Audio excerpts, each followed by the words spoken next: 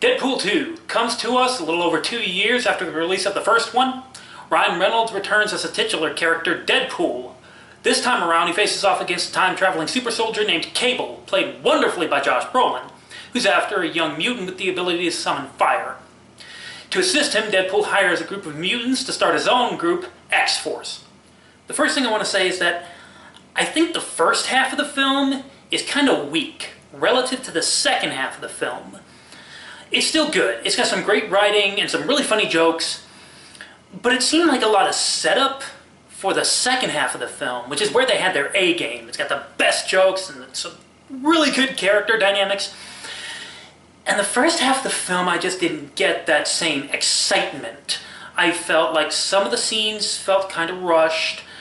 I didn't like the direction they went with certain plot points and certain characters. Again, it was good, it just wasn't up to the standard that I was expecting, like I got from the second half of the film.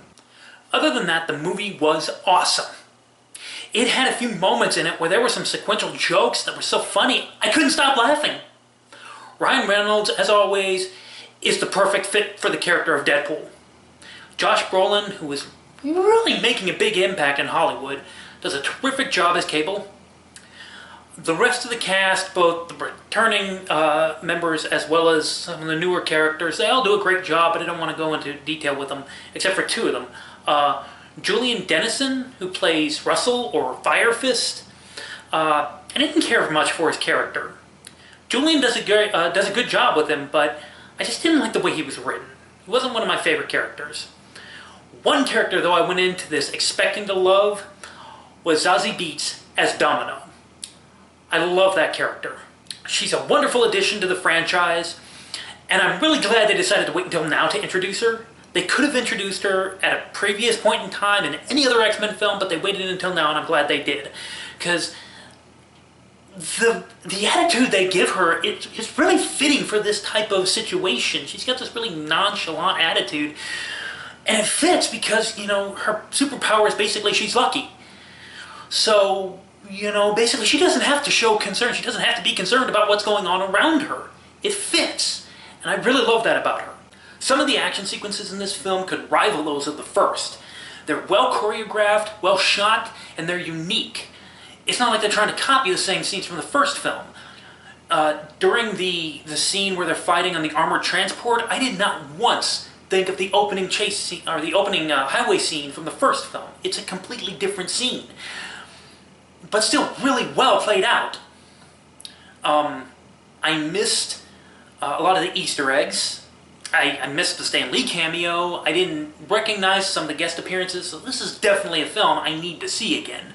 And the thing is, I really don't think this movie, or the first one, are really meant to be taken that seriously, but they do have their serious moments. This film is a lot more solemn and a lot more emotional than the first one, and I think that's part of the reason I didn't enjoy it as much. Like I said, the first film had its serious moments, but those were actually, to me, I don't want to say the worst parts. They were the least enjoyable parts for me. They felt kind of like a distraction from the rest of the film. With this film, they didn't seem like much of a distraction. It was more like they seemed to go on a little too long. And so, that's why I didn't enjoy it as much as the first one.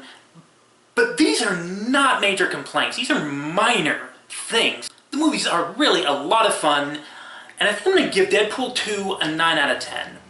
And for comparison, I gave the first one a 9.5 out of 10. It was one of my favorite movies from that year. So yeah, I would definitely recommend it. And that's what I got. Thank you for watching, and I will see you next time.